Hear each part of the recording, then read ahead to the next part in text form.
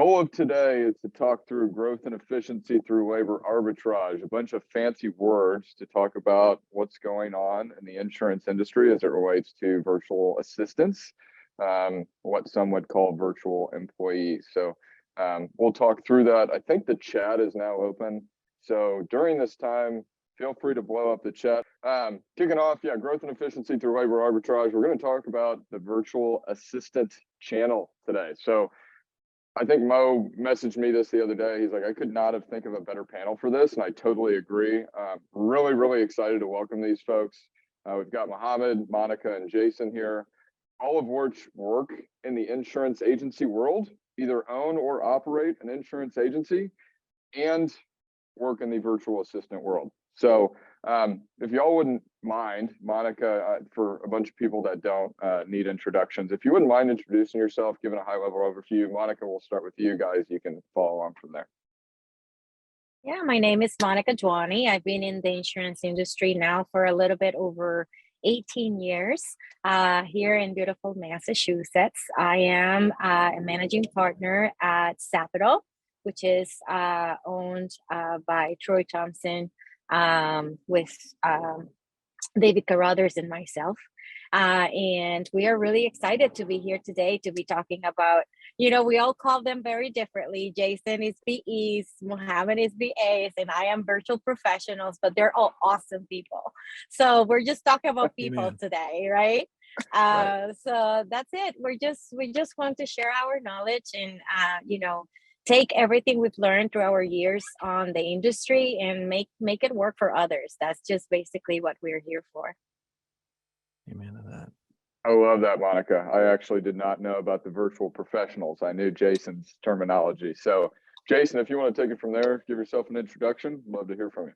Jason Cass, owner of the Insurance Alliance 3-location agency in Southern Illinois. Also the owner of Agency Intelligence, which is the podcast. And we try to create a movement and try to give content and better the independent insurance agency, the greatest industry God ever created. And because of people like Mohammed and because of Monica and trying to, I love what you said, Monica. Today, we're not talking about VEs, VPs, VAs. We're talking about people. I'm proud to jump into that after doing it since 2014 and running into a lot of friction in the industry. That's just the best way and nicest way to say it. I decided to do it on my own, which is very similar to how Monica around the same time and Mohammed, because the inefficiencies in the business. So thanks for giving us the platform, Tucker. Happy to do it. Last but not least, Mohammed, love to hear from you. Hey guys, my name is Mohammed. Obviously you can see on the screen. Own an insurance agency for the last 20 some odd years. Started the VA company about 2 years ago. Simply what Jason said, it's like, hey, I see a lot of issues that I was running into, and I was like, you know what, I think I could do better. And I think that's with all of us here. Like, hey, I think we could do better. I think we could provide a better option, a better product, a better way to do this. So that's why we all are here. So I appreciate you giving us the platform. Love it. Yeah, we're talking about people today. We're talking about problems. Always good to be in a virtual room with a bunch of entrepreneurs. So I'm going to drop some fire today. Again, if you have questions, comments, we've got a list of questions that we put together. At the end of this, we will leave it open for Q&A. Definitely some awesome brains to pick here. So just getting started, question for all of you, and then we'll dive into some individual questions. As somebody who operates an agency and helps run a VA company, what value can you see from both sides? Since it's like looking at both sides of a mountain, what do you see sitting right there, right in the middle? All right, I'll go first. I love this one. So it's really obvious. If you're going to find success with a VP, with a people company, you're going to want to look for somebody. I write this in my blogs when I try to educate. We believe that the educated agency owner will make the best decision every time. So one of the things that we try to say in there is it's not ironic that a lot of the best VE companies that are the most reputable are agency owners that come from inside the insurance industry. But don't be fooled. There's a bunch of men there that come from inside the insurance industry. But the question you need to ask, did they run an agency? Did they run a brick and mortar shop where they were in charge of processes and procedures and managing people that weren't in a digital environment? Because when you really ask that question, it will separate those who are doing it the correct way and understand what's going on versus those who are not. So it's really important. And then the beautiful of it, part of it for us, is we use our agency as a testing ground when we're trying to create new things for our clients. So there's multiple sides that come from that, the way that I see it. Yeah, piggybacking on Jason is all about trial and error. You cannot offer something that you have not gone through. So, on our end, operationally, if I've never managed an agency, how can I actually tell my clients how to manage theirs, right? So it is all about being on the trenches, making sure that you understand the front line, because that's where more the issues lie, right? Most agencies operate, but they don't have a process, or they don't have these things written down, or, it's not efficient enough. So it is really important that, in order for us to offer like the best of the services, that we have lived in being there. And I think I agree with him when he says, make sure that you're dealing with people that been there, done that. And that's kind of like why I think the three of us are having a lot of success in this area, just because we still own our agencies. We're still going through the same problems that we, face every day. We're still dealing with renewals and with like upset clients and, trying to find efficiencies every day. So I think that makes us, a lot better. Yeah, I think everybody that just spoke, that they're 100% on the money on this side. As coming from both sides, the unique proposition that we bring is that we understand the struggle, right? It's like when you go buy a car, whose advice you want to take, a salesperson, or you want to take a mechanic's advice on which car is the best, right? And what issues you may run across, and so on and so forth. So we see that, we see the struggles, we see the problem, we find out our own solution, we test our solution, and then we say, hey, you know what, this worked great, and now let's share it. And I think that's all what us three bring to the table as well. So great point from both of you guys. Great points, everyone. Yeah, it's why I don't take my Audi to a Jiffy Lube, right? And you're taking that to an Audi dealership. It's very important to be industry specific here in insurance. That testing ground, understanding the day-to-day of an insurance agent, the problems that they're going through, and how the agency orchestrates itself. Is incredibly important, and then to go through that trial and error. So niching our niche a little bit here, I think is a high level overview. So I'm going to shift it. We're going to go into some one-on-one questions with each individual. I will give the others a chance to hop on this, but so this is big. I mean, I didn't even know what a VA was like 3 years ago. I definitely didn't know what a VA in insurance was when I started in insurance about 2 years ago. So Monica, why has the VA word, VP, VE word, or acronym become so big over the last year or two? Well, there are a few factors. I've been working with, virtual professionals for about 8 years now, but they just became very popular, I will say maybe 5 years ago, give it a take. Now, with our industry being so regulated, nobody thought it was possible, right? Because everyone needs to have a license in order to process insurance transactions, when the reality is that 80% of the backlog of an insurance agency is not license related and can definitely be handled by other people that can not only perform with excellence, but that can also perform on a fast rate. So not only they're available, from other countries, but you can find them within the US as well. And I think, when the remote concept came to play, was like insurance is just so archaic that, oh, somebody's working remote, and everybody started exploring the possibility of working remote. I think it all came to flourish, right? So it's slowly we've been adapting into this model, not just with like the virtual professionals, but also with the internal staff that works at the agency. And I think, seeing that possibility that not only you can have a better work environment, but also you can give opportunities to other people, well-educated people in other countries that are looking also for, an opportunity to work, and you can be that vessel.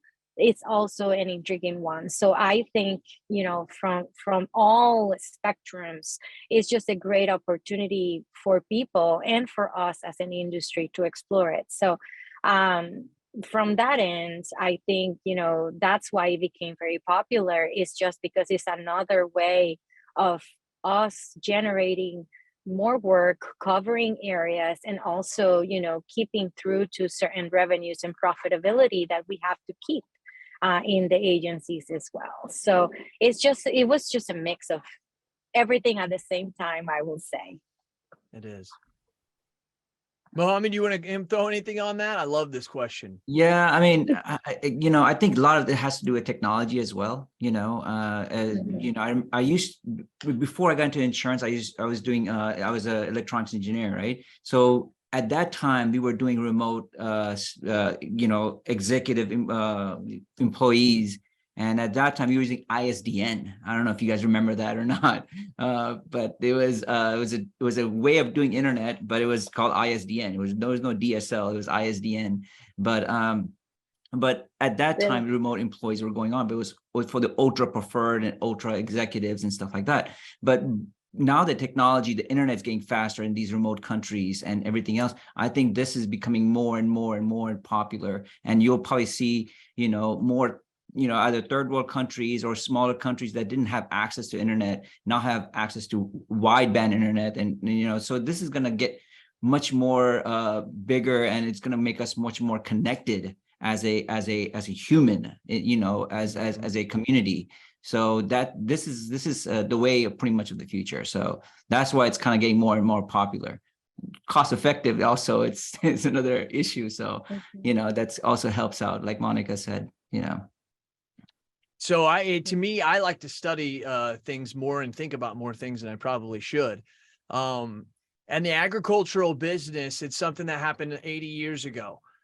Maybe even more than that, to where you had people who were doing a job that needed to be done more efficiently. You want $1 for an orange, you're going to pay $5 for an orange if we have to still keep the same labor force that we always had. So what we did is we created machinery. And when we did that, those machines needed to be ran. And the people who were most familiar with what was going on, who at one time were picking the fruit, are now going to run the machines, which gives them a better lifestyle. Now, you still have to have those people who are going to work those other jobs. And it only made sense that immigrants have done those since the 1880s, when the Irish came over here, and everybody from Europe. I mean, we're a country of that. And so now what you have is it happened to the blue collar America. When it came to blue collar about 20, 30, 40 years ago, the labor once again started to put a crunch on businesses, and they weren't able to pay people what they were able to do. So instead of bringing the immigrants to the factories, they took the factories to the immigrants. The point is they cut down labor costs and actually ran things a lot more efficient, and actually gave the job to those who were the best at the job. Today's world is just the white collar times. That's all that it is. It's now to where we have moved on, just like agriculture, just like blue collar. White collar has now realized that we can't afford to pay $55,000 a year for someone to answer the phone. If you want to continue to do that, you can, but other agencies that are running more efficiently, that now have that money to outsell you and outmarket you, are going to take you down. And it's just the way that it is. And when you think about, well, this is just a fad, there's 40,000 insurance agencies. If everyone just needs one, that's 40,000 VEs, VPs that are going to be needed.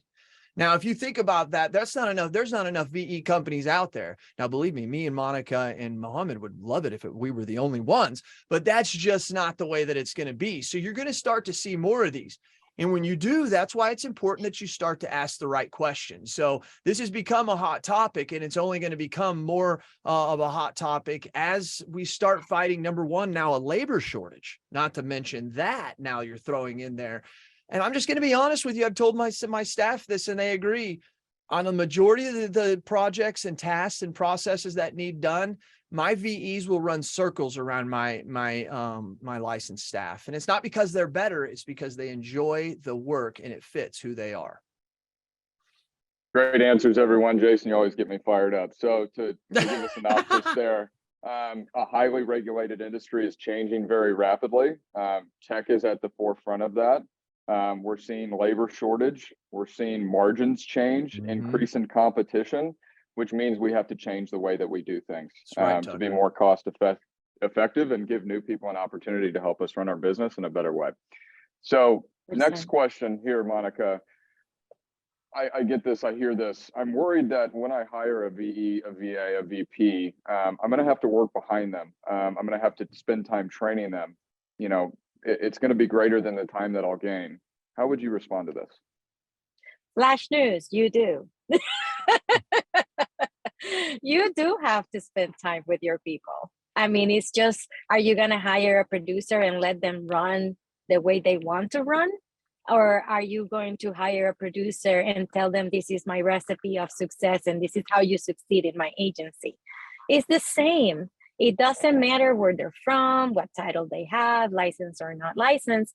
The recipe has to be the same for everybody that joins your agency. Having an onboarding process, making sure that you have a defined, set or scope of, tasks that they are going to do. You have to hold their hand. They have to learn your systems. They have to learn your people. They have to know how you operate.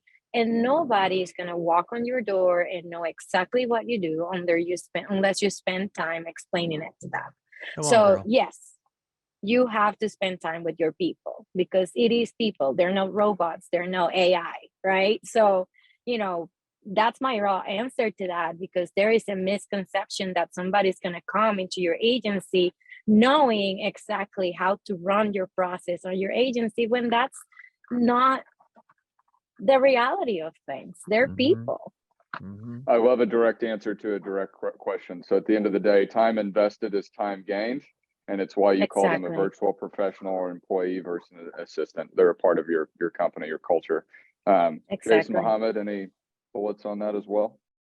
No, I think what is the difference? Like Monica said, I mean, you have to train your employee regardless. And the way things are moving, I could hire a producer or a licensed agent in New York. Now when we look for employees, we don't look within our city, that day's over. Now we look for producers and agents all over the US. So what difference does it make if you're training someone in Pakistan, in India, or in Philippines? It does not matter. You have the same technology, same hurdles regardless. So why not use the cost-effective method of hiring in that case? Because they're lazy. They're lazy and they can't even train their own people. And I'm telling you, as an agency owner, I'm weak at it too. Yeah. Come on, let's all look in the mirror here. We're all weak at it. Then you throw in the fact that they're from a different culture, right? So as an agency owner who's terrible at training, I can at least hire an American, throw them in there and say, hey, can you do this mortgage change? And they know what a mortgage change is. They know what a bank is. They know what a real estate is. They understand the process. You can't do that when someone's coming from Pakistan. You can't do that when someone's coming from India or the Philippines. They have to understand the concept. Like, what is a loan? What does a loan look like? What's the banker? What's the real estate? What's the loan officer in this process? When they ask to do this change, what are they asking? And so that takes a little bit more to understand. The problem with it is, or the thing that they don't realize is once you explain it one time, they're smart just like any other people in America. Let's get back to realizing that people are smart outside of America. And you realize that that's what they have to do. And they don't want to take that time. But actually, if you do it right and you get with the company that trains them correctly, that explains that stuff before they get into the office, understands conceptual education, you're not actually having to deal with that as much. But as Mohammed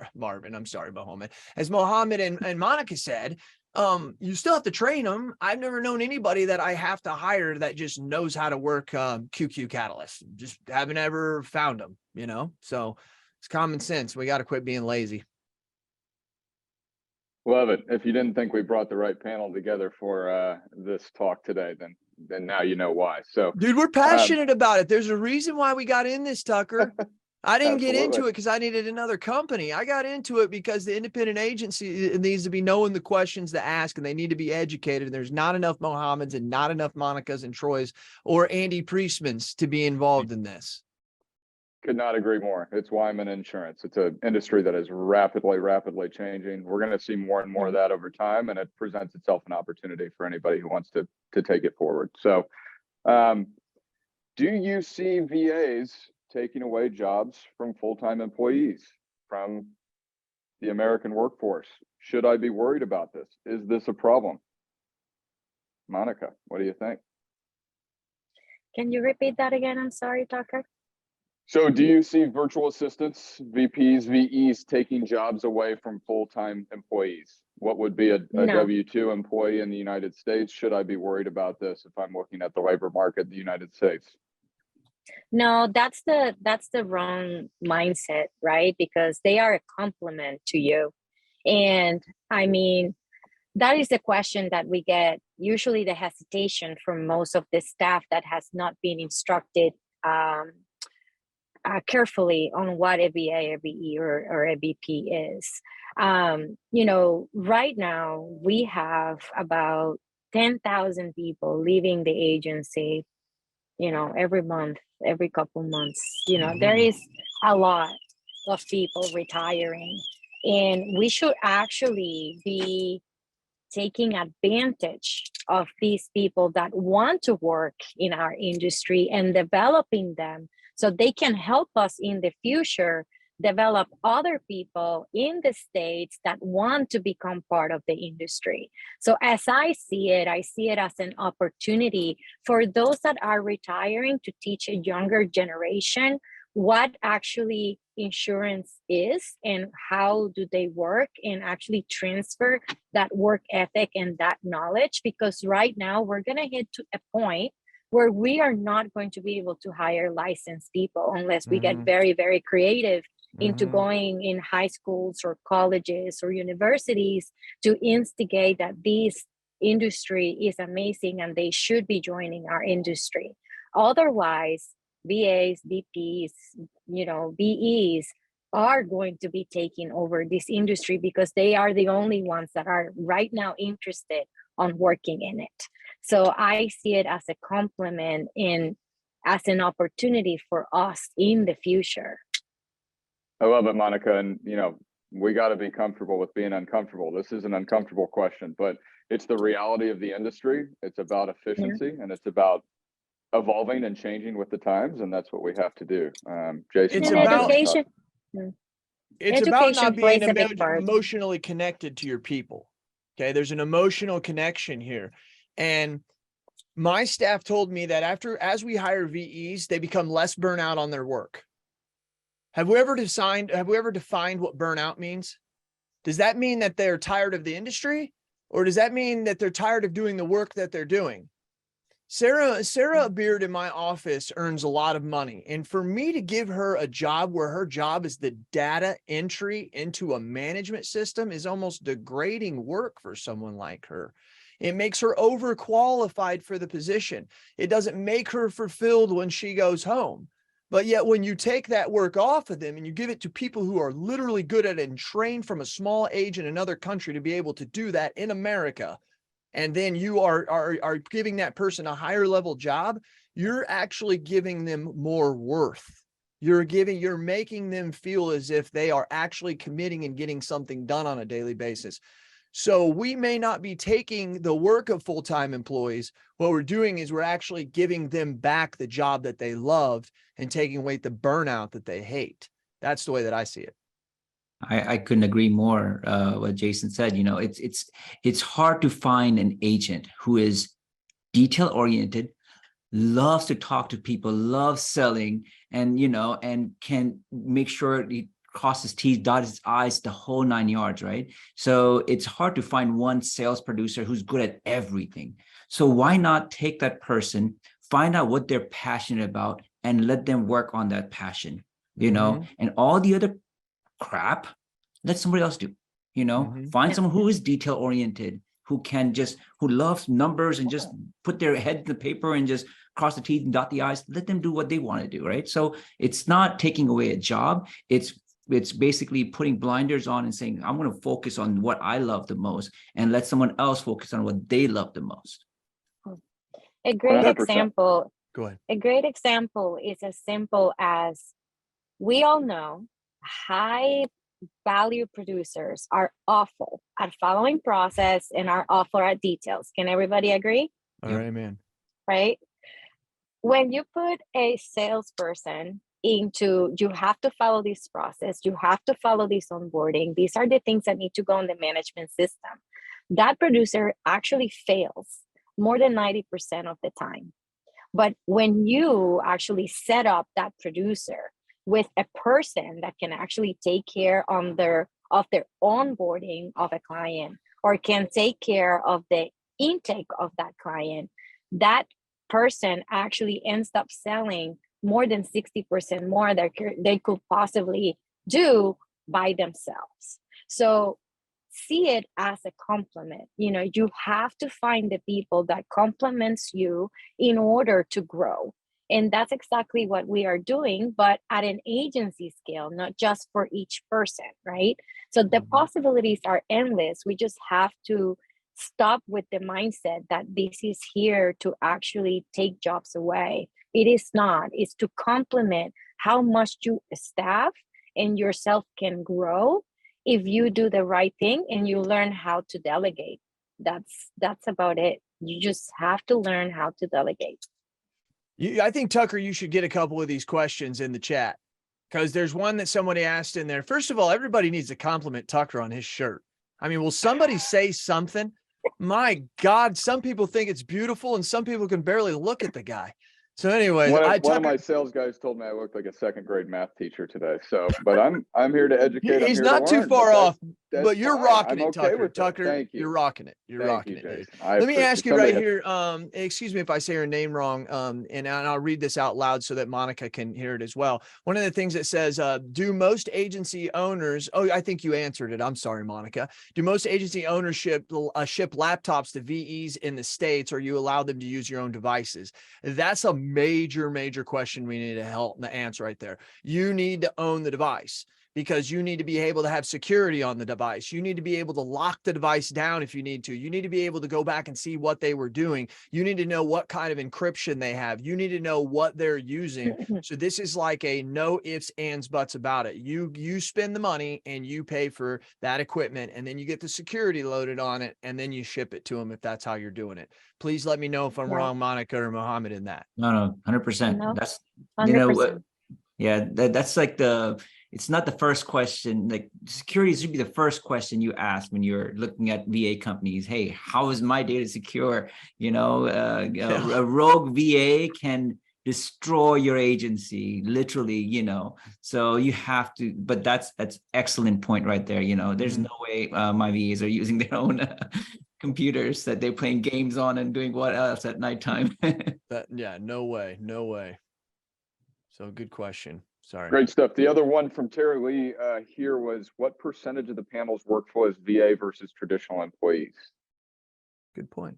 I have 9 licensed and I have 6 VEs, but I also have 3 producers that are write large accounts. So they alone have 3. So I will say 30 to 40% usually is a good number. Because you're complementing your staff. So depending on what is that you're using them for, it could be more VAs than regular employees. True, I've seen 30 to 40% of the regular staff being added as VAs, at least for now.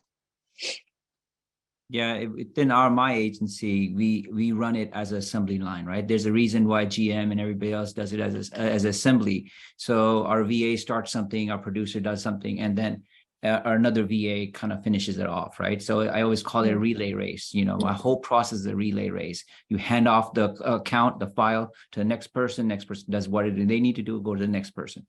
So, for every one producer, I have at least 2 VAs assigned to them. I love that, Mohammed. I'm so glad you brought up the assembly line. That's exactly what I was going to bring up to sum all this up. It's why every leader in every industry has become successful, right? We allow people to do things not in silos, but that they're really good at, and hand it to the next person or the next technology or the next thing that's really good at that, right? One thing you brought up earlier, Mohammed, as well, is people don't like selling. I think people like selling, but when they're spending 70% of their time doing bullshit that they don't want to do, entering data, doing administrative tasks, the average salesperson today spends about 30% of their time actually selling. The 70% is what they hate. How far can we shift that over? I think is where these virtual folks are going to help us out. Tucker, I've done this like 4 times this year now. I could go do it right now inside of Salesforce. I have these cases, okay? Anything that is done outside of it being a renewal or new business is a case, right? A billing issue, change, all that stuff, right? I can go there at any time and I can look at the last 100 cases that were closed in my office. And every time between 70 and about 85 of those cases were closed by an unlicensed person. Now, there was a licensed person who was involved in the process, who was the one who was communicating with the customer, collecting the information.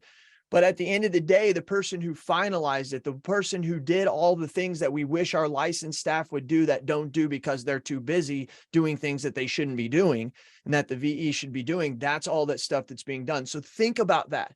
If you really go look at your state license laws, there's only like 3 or 4 things that you have to do to be licensed or licensed to have to do: accepting money, binding coverage, discussing coverage, and there's like 1 or 2 else. And some states don't even have that many. So think about how many things are being done in your agency. I've said this before. That's where we have to switch our mindset from licensed to unlicensed task. And Monica's hit on that a couple of times. This is where your value comes, because you really, when you look at how many things are being done that are unlicensed, you realize immediately like, wow, well, maybe I do need more VEs than I do full-time people. So absolutely true. Absolutely true.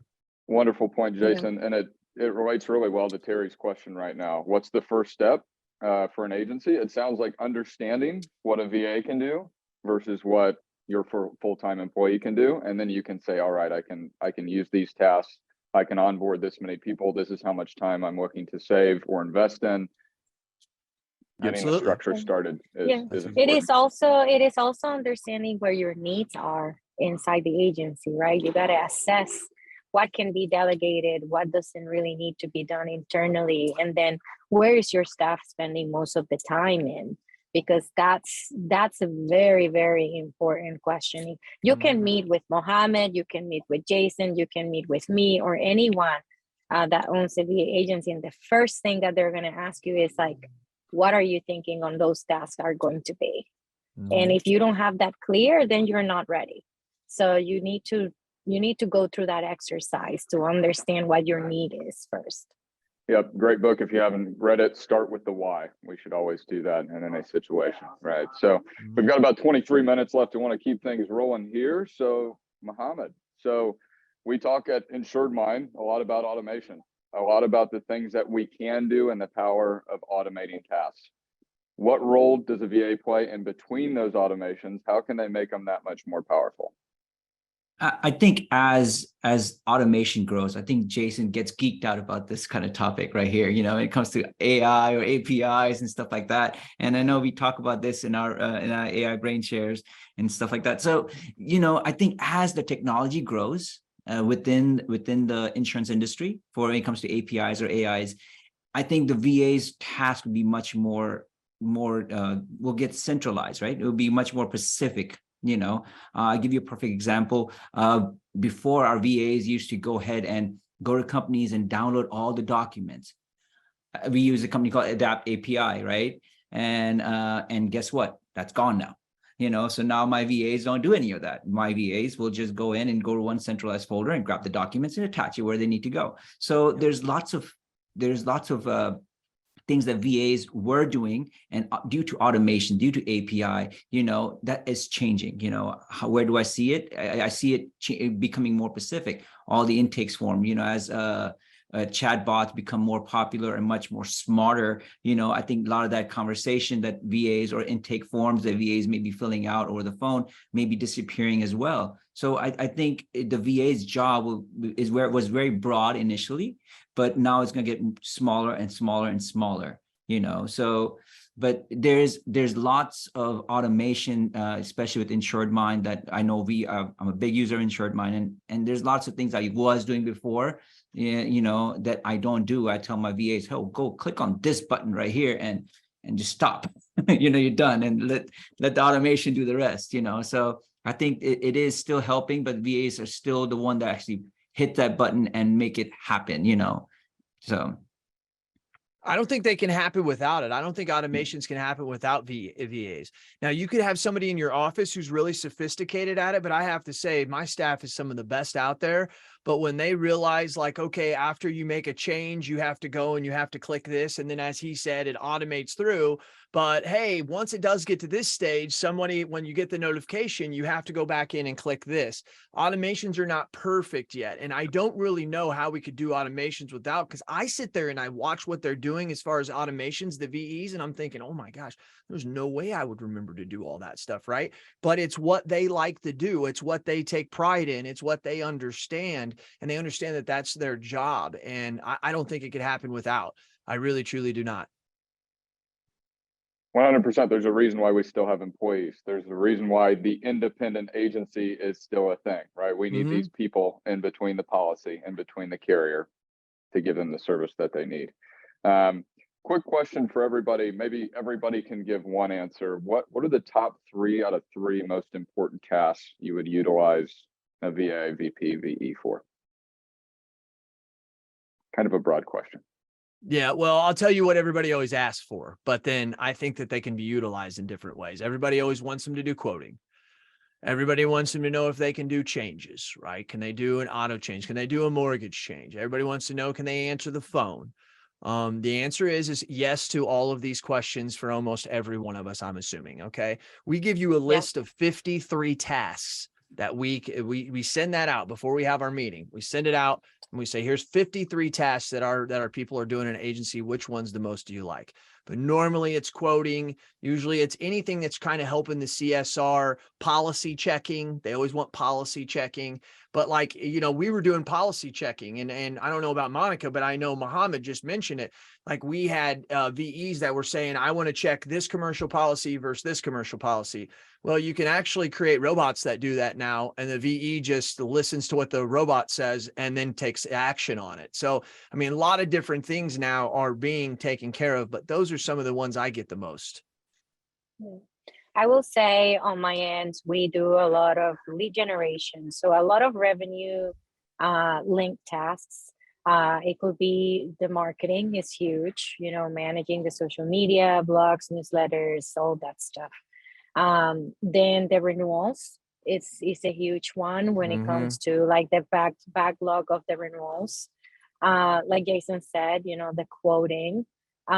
So renewals, marketing, lead gen, those will be like the top 3 that are on my radar all the time. And phone answering is huge too. Yeah, I would say all of the above, all the things I mentioned, yes, and more. These virtual employees, VAs, VPs, or what you want to call them, but they can do whatever the heck you want them to do. They are smart, they're capable. I mean, a lot of these guys have their bachelors, so they are very well, trainable. Exactly. So you can make them do almost everything except obviously presenting and what Jason said, whatever the license requires you to do, but besides that, they can do everything. So Tucker, you guys probably have this with Insured Mind because Insured Mind is dynamic, but we have a service at tinsuranceA.com. Any kind of correspondence we get, whether it's a fax, whether it's a company sending us commission statements, anything coming from the company goes directly to service at tinsuranceA.com, and all the VEs are notified. And as soon as it happens, they go into a queue and they look at it and they know what they're allowed to do and what they're not. Like, I'm on services, but Marvin is over here on commercial lines commissions, right? Well, he's not going to touch that one. And now he sees commercial lines commissions. And what's even great is if Marvin is too busy doing something, the VE will see it and say, oh, that's commercial lines commissions. And then they'll sign it over to Marvin to do. So these things are all being done as they're coming in. And you know what happens? The VE will come to you and say, hey, this one came in and we don't really know what to do with this one, right? And then you're like, oh crap, didn't think of that. So then you create a process for them, and that only lasts a couple months before everything's come in and you created a process for everything. A lot of times people get to me and they say, well, as soon as I create all my processes, then I'm going to hire a VE. Actually, you probably should do them together. The VE will actually do them for you and write them out and create them as you do it. It's actually a backwards way of thinking when you think of that. You actually need the VE to then create the process. Don't create the process and then get the VE. And I will say more accurately sometimes than you can probably do it because you are not on the trenches doing that specific task every day. Mm-hmm. So you can provide the shell, but then all the ins and outs of like, if yes, this and no that, then what happens? That's on them, and they can certainly help to do that. Tucker, one more thing I want to add to that. Hold on, because this is great. Sure, yeah. Our processes do not look like they did whenever we really fired. So we've been doing it since 2014, but we only had one or two. When we started firing up, our processes look completely different because when they were doing them every day, they would come back to us and say, hey, you know, I'm doing this and this, and I really don't need to do that, right? All of our sales, all of the proposals that we sent out, that we were sending out our own that we had already sent out. And literally May said to me, she's like, Jason, would you let me create a sales proposal and see what it looks like? We use all the sales proposals that they're the ones that created because they just have a different mindset of how they use Excel and how use Word. They just can do a lot of things that you wouldn't think about. So as I said, they'll help you create the systems and the things that you need to get done. I'm changing the way that I'm thinking about this workforce throughout this webinar. I think everybody is starting to. Again, this is the reason why we're calling them employees and not assistants.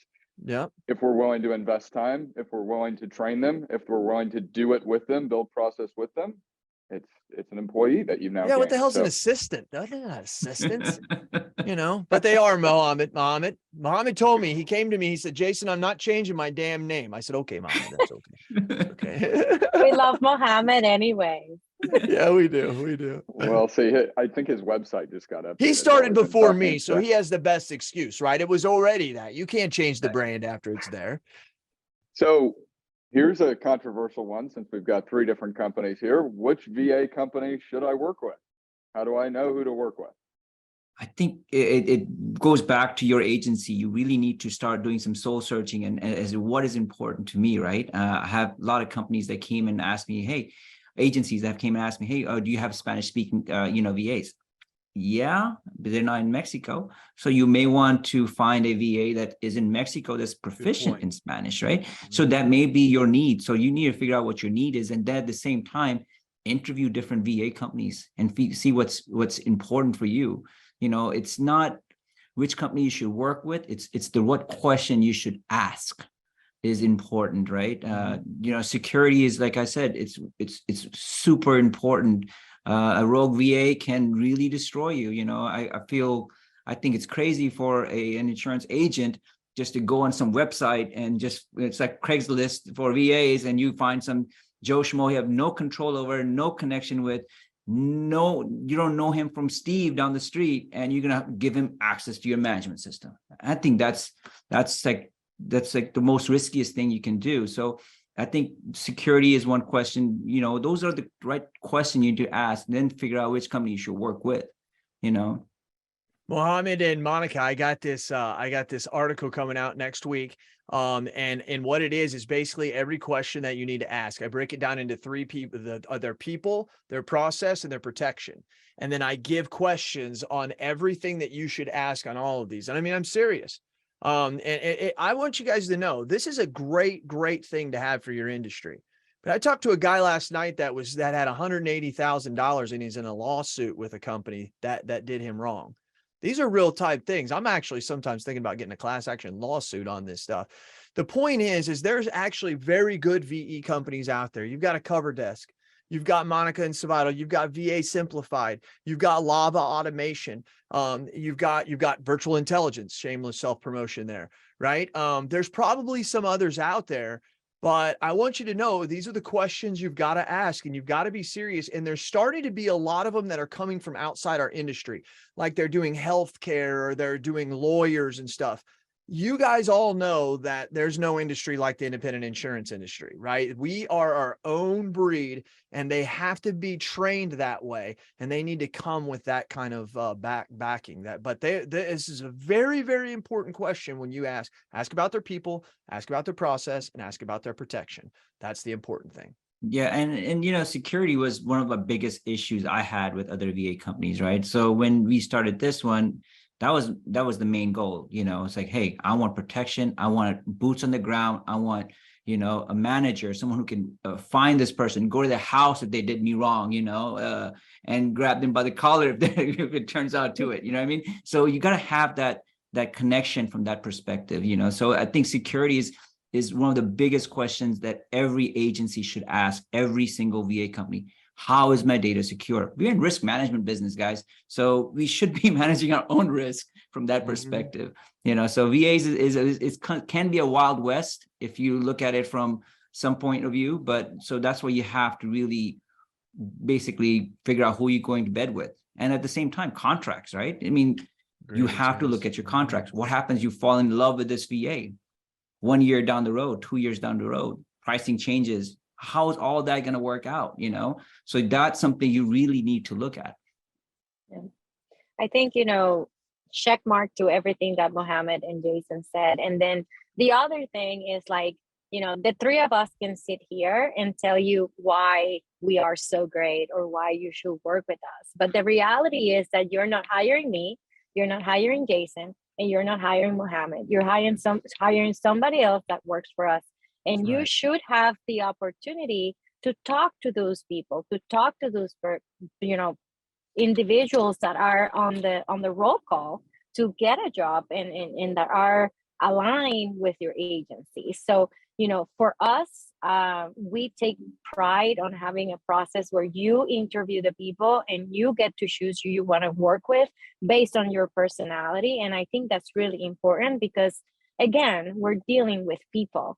And you have to make sure that just like you're hiring Joe down the street because you really like his character and you like what he can give, you also need the opportunity to interview the people that, you know, you want to work with. So for us is, you know, having that opportunity of you actually choosing who you want to work with as well, besides everything else that comes with, you know, what Mohammed and Jason said as well.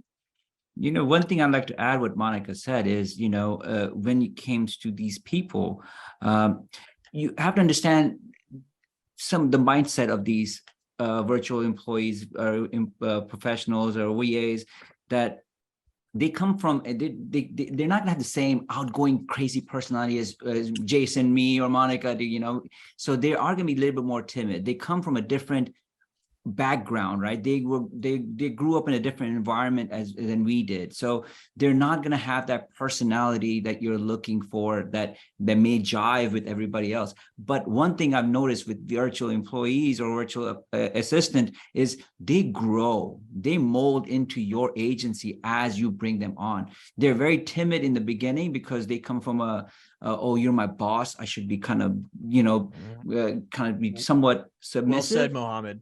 You know, but as you bring them on, man, their personality comes out and they fit right in, you know. So just keep that in mind. Interviews are great, but those are just interviews, you know, so they will grow within your agency as their personality develops with yours. They do. Wonderful points, everyone. I think we talked about this one earlier when we asked what tasks should be happening. Let's keep things rolling. We do have about 7 minutes left.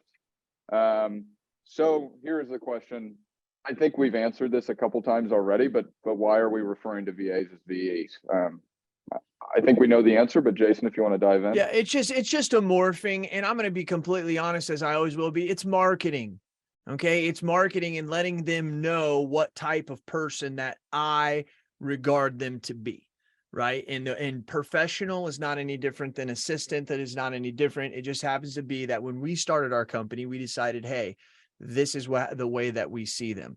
I will tell you, it is an absolute nightmare for us because everybody associates VA, right? So there is huge strength in calling them that. But at the same time, that's the only difference. So I even saw somebody ask there, what is the difference? Nothing. Like there's no difference other than how they are addressed, right? That's all it is. It's all about respect. Respect in the culture that you want to set with these folks, right? They are part of the company. They are an employee, not an assistant. That's wonderful. Right. Can we show a virtual assistant process live? I don't know panel? I'll tell you what, if I showed you an auto change process live, it would look very much like the one that your agency does already. 100%. They are an employee. They should be doing the same thing. There's no different. They're not using a different system. There's not like Erie where the agent goes in and Erie where the VE goes in, right? I mean, it's all the same.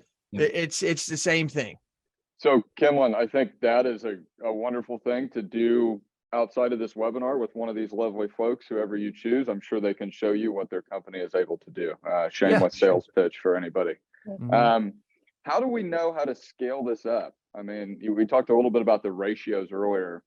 You said you had 6 VEs to your 9 FTE full-time employees. Mhm. How do we know how many I should have, when I should add another one? What does that look like? Yeah, it is. That's a tough question. I think right now the thing is, as Monica said, 1 licensed person, 2 VEs. Now, maybe you need 3 for that. Maybe you only need 1. I have 3 big commercial guys, and they're actually they just got their 3rd. So I'm not going to make it seem like they've always had that, but they've had 1 and then they had 2, and they're writing very large accounts, but they're each going to probably have their own. Well, that's not true. They're not, we use them for the tasks that they're good at. So they're not going to each have their own, but it would be a 1-to-1 ratio in commercial. Inside personal lines, we have 2 licensed, and then we would have, I think 3. I think we have 3 in personal lines too. I think that's where they are. And one of those people also does our commissions and stuff like that. We reconcile commissions, and then it's just given to our COO, who then approves it. Everybody grows at a different rate, and Mhm. everybody has different KPIs and different ways that they work. Some agencies are more fast-paced than others. So for us to sit here and give you a concrete answer on that, we will be lying. Yep. Because every agency just add, their staff as needed, as far as they have reached the productivity level that they like. One thing that is important to learn is that we shouldn't be throwing people into problems, right? We need to explore technology. We need to marry it with efficiency. And then we have to make sure that we understand what people do I need in the right place at the right time. And I think that that's a whole beautiful, cycle that comes around once you are operating a little bit more efficiently every day. So it all depends on the agency. Yeah, there's no formula that you can put into a textbook, it sounds like. So, the way that Jason and Mohammed are growing their agency is different than the way that Monica's growing her agency, and the same way that she's going to build her VE, her VP organization, VA organization. So how do I make sure duplicate work isn't being done by a VE and a full-time employee, Jason? And I think you mentioned this a little bit with setting up probably technology and process the right way, but can you unpack that a little bit for us? Yeah, that's just one process. So there would be run process there. And as Mohammed, he said it really best. Whoever's if it requires a licensed person, it's going to a licensed person. If it can be done without a licensed person, the thing from through to through, then that's going to be done. Mortgagee changes come in. We only accept them through service at T Insurance A. That goes in. There's no licensed person seeing a mortgage change done. I mean, that's just ridiculous for that to happen. So it just kind of depends, right? But then when it comes to quoting, the way we teach, it's all comes in through a licensed person, and in quoting, it goes out through a licensed person. Everything done in the middle that doesn't require a license, that's where we're putting them in. So it just kind of depends on what that can be. Commissions, you don't need to be licensed for that. They pretty much do it from almost beginning to end, and then that last 10% is done and okayed to go out to the accountant. So it just kind of depends.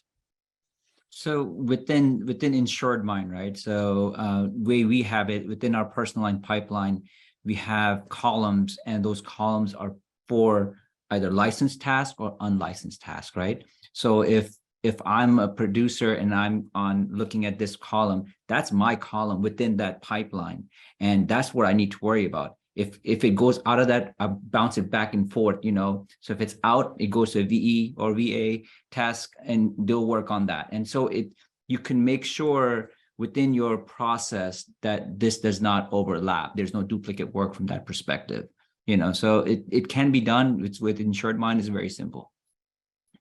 Yeah, and I want to add to that. This is what. Oh, sorry, Monica.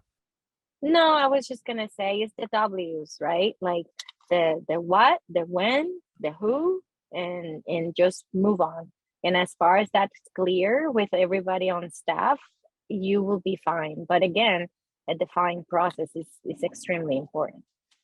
This is why a CRM is needed. This is why, as my buddy Roush has given me thing, it's not about policy management. It's about managing the services side that's coming with that. And Mohammed, good for you. You said it so well. You don't have to necessarily know exactly where your part is. You just have to know that if the task gets moved into this, what would you call it? Because Column. What do we call it? Yeah, like a column, you know, if it gets moved into there, they know that that's what they have to do. And that is so well said. You can't do that in management systems today. This is why you have to have CRM. This is why it's about the customer life cycle. Okay. This is why it is very, very important to understand that. Wow. My mind is just exploding right now. So much to think about. I think we've unpacked a lot of things.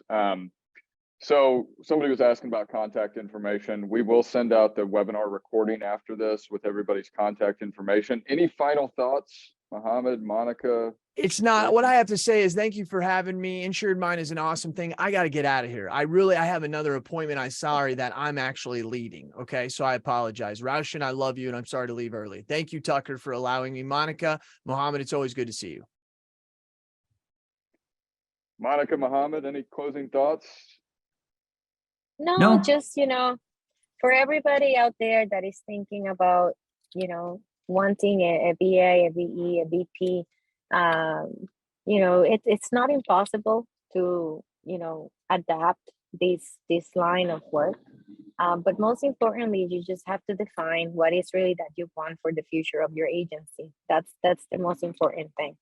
So once you define that, then we can certainly help you get there. Mohammed, myself, Jason, whoever is that you are more comfortable with, we will be here to help because that's what we want, everybody to succeed. And I like to add one more, like accent is going to be an issue. There's no way around it. There's no way around it. I mean, if you call travelers, like personal lines travelers, right? Their call centers in the Philippines. I don't know if you guys noticed that or not. If you're a traveler's agent and you call travelers personal line services for any questions or anything, they're in the Philippines.